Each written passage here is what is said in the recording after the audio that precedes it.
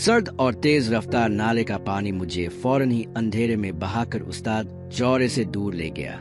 ये नाला 50-60 फुट ही चौड़ा होगा, लेकिन गहराई 8-10 फुट ही थी। मेरे पाँव नाले के फर्श पर नहीं लग रहे थे।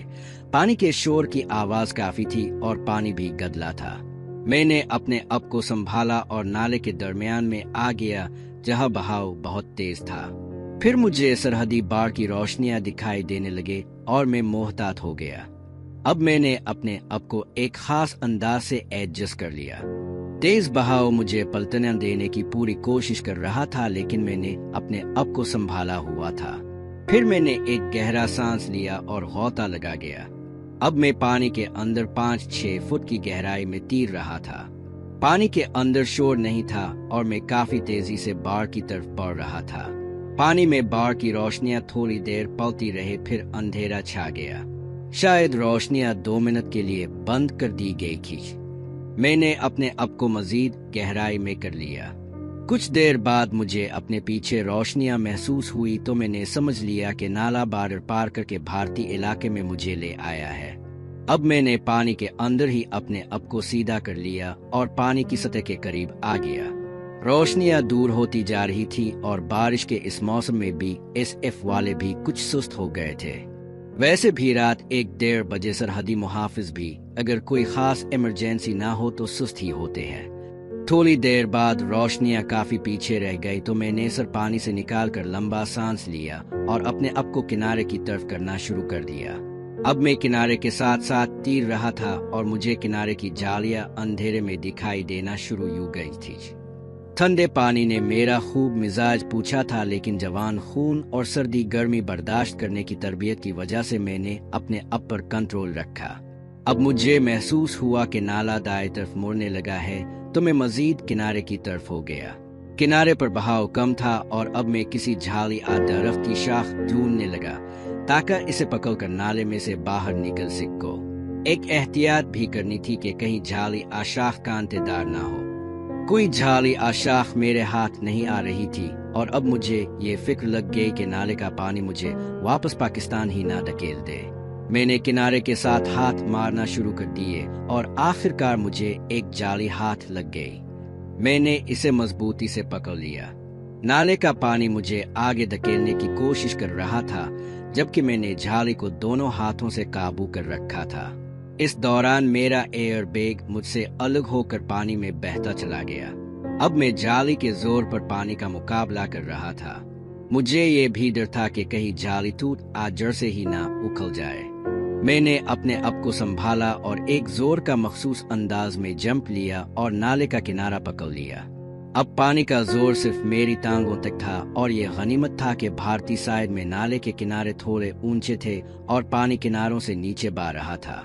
अब मैंने दोनों बाजुओं पर जोर डाला और नाले से बाहर निकलकर किनारे के साथ लेटकर लंबे लंबे सांस लेने लगा। कुछ देर में मेरा सांस बहाल हुआ और मैंने लेटे लेटे अर्ध गिर्द का जायजा लिया। बारिश अभी भी मूसलाधार हो रही थी। अंधेरे में कुछ दिखाई नहीं दे रहा था। लिबास पूरी तरह भीग चुका था और अब मैं दूसरे लिबास से भी महरूम हो गया था। मेरे हाथ पांव सर्दी की वजह से थिथर रहे थे और दांत बज रहे थे। नाले से निकलने की जिदोजहद की वजह से मैं समत भीखो बैठा था। अब सिर्फ अंदाजे से ही काम चलाया जा सकता था। मैंने उंधुरे में ततोल कर बेल्ट की मौजूदगी का इत्मीनान किया और अल्लाह का नाम लेकर सीधा रेंगने लगा।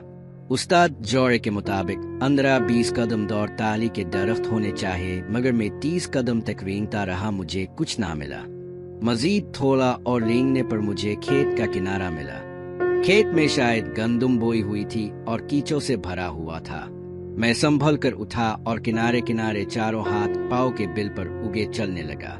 फिर मुझे 2 खेतों के दरमियान एक पगडंडी मिली तो मैं इस पर हो लिया। मेरा मकसद बॉर्डर से दूर होना था और अंधेरे में एक खतरा और भी था कि कहीं में भी SF की पोस्ट आपक्तम में ना जागे सोए। पकड़े जाने पर कमर से बंधा माल मुझे स्मगलर साबित कर सकता था। बहरहाल में जैक कर पगडंडी पर चल रहा था। खड़े होने की सूरत में मेरा हेओला अंधेरे में दिखाई दे सकता था। काफी देर चलने के बाद मुझे अपनी बाईं तरफ कुछ रोशनियां दिखाई दे। मैं रुक कर पगडंडी पर बैठ गया और सोचने लगा कि आया ये भी एसएफ की कोई पोस्ट है या कोई गांव है। रोशनियां काफी दूर तक फैली हुई थी और ये बार भी नहीं थी कि इनके बार की रोशनियां तेज और एक तरतीब से लगी होती है। ये मध्यम और बेतरतीब थी, इसलिए कोई गांव ही हो सकता है। मेरे अंदाजे के मुताबिक इस वक्त रात के 2:30 बजे होंगे। हर तरफ होका आलम था और सिर्फ बारिश के बरसने की आवाज आ रही थी। इस बारिश में गांव के कुत्ते भी कोनों खुदरों में छप गए थे। मैंने गांव का एक लंबा चक्कर काटकर क्रॉस करने का फैसला किया और अब मैं उठ खड़ा हुआ था। अब मैंने सीधी की बजाय दाएं तरफ वाली पगडंडी पर चलना शुरू कर दिया। 2 खेतों को क्रॉस करने के बाद मुझे एक तंग सा कच्चा रास्ता मिला जो इस गांव से कुछ फासले पर से गुजर रहा था। अब मैंने इस रास्ते पर चलना शुरू कर दिया। दर्शन से मिलने का प्रोग्राम अब दिरहम भरम हो चुका था और अभी तो मुझे किसी महफूज जगह की तलाश थी ताकि मैं अपने इस भीगे लिबास से निजात हासिल कर सकूं। मैं इस रास्ते पर मुख्तलिफ समतों में मोता इस गांव से दूर होता चला गया। रास्ते में इसी गांव की तरफ जाने वाला रास्ता भी मिला, लेकिन मैंने इसको छोड़ दिया और इसी रास्ते पर चलता चला गया। अब मुझ पर थकन का गलबा होना शुरू हो गया था। एक दरख्त के नीचे बैठकर मैंने अपनी सांस बहाल की और ये सोचने लगा कि अब क्या करना चाहिए। अब इस लिबास से छुटकारा पाना लाजमी हो गया था। मैंने ये फैसला किया कि अब जो भी पहला घर मिला इसमें दाखिल होकर लिबास वगैरह का बंदोबस्त करूंगा। ये सोचकर मैं चल दिया। अब मेरी निगाहें इर्द गिर्द किसी गांव की तलाश में भटकने लगे। काफी दूर तक चलने के बाद मुझे एक गांव की रोशनियां दिखाई दे। इस दौरान बारिश का जोर भी टूट चुका था। अब हल्की बूंदाबांदी हो रही थी। मेरी नजर गांव से बाहर एक मकान पर पड़ी तो मैंने इसी में दाखिल होने का इरादा किया। मैं चलता हुआ मकान जो दरमियाना सा सिंगल सतोरी 3-4 कमरों वाला था के पिछवाड़े में आ गया। इस वक्त बारिश रुक चुकी थी और मैं एहतियात से इसकी 3 खिड़कियों की तरफ बढ़ा और सुंगिन लेने लगा। मुझे सबसे ज्यादा खतरा कुत्ते का था, लेकिन हर तरफ खामोशी का राज था। पहली 2 खिड़कियां खामोश थी, लेकिन तीसरी खिड़की के नजदीक जाते ही मुझे बातों की आवाज सुनाई दी। गौर से सुनने पर मालूम हुआ कि एक आदमी का नाम राका है, जो किसी ब्लैक बर्ड नामी हुंडे का आदमी था, जो दूसरे जिसे राका मोहन दास के कर बिला रहा था से कोई झगड़ा था। राका मोहन को डरा धमका रहा था। मैंने मोहन की मदद करने का फैसला किया और खिड़की से हिताया। मैं सोचने लगा कि राका अकेला तो नहीं होगा, इसके साथी भी होंगे। मैंने मकान का एक चक्कर काटा और फ्रंट की तरफ आ गया। गेट के करीब एक बंद पारी की जीप खड़ी थी। अंधेरे में अंदाजा नहीं हो सका कि ड्राइवर अंदर है कि नहीं। मैं चारों हाथों पैरों के बिल चलता जीप के पीछे पहुंच गया। जीप के अंदर ड्राइवर का खाका सा दुख रहा था।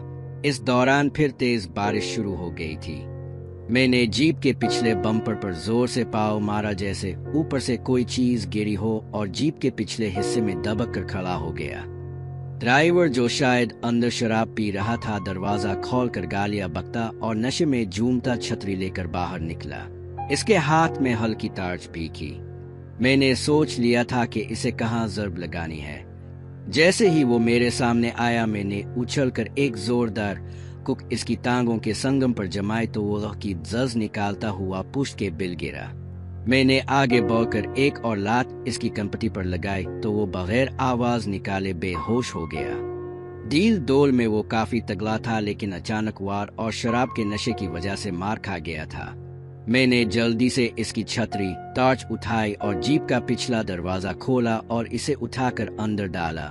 जीप में ही मौजूद रस्सी से इसके हाथ पांव इस तरह बांधे के होश में आने पर भी हल जल ना सके और इसे की जैकेट से रुमाल निकालकर इसके मुंह में ठूंस दिया। अब मुझे अंदर वालों से निपटना था।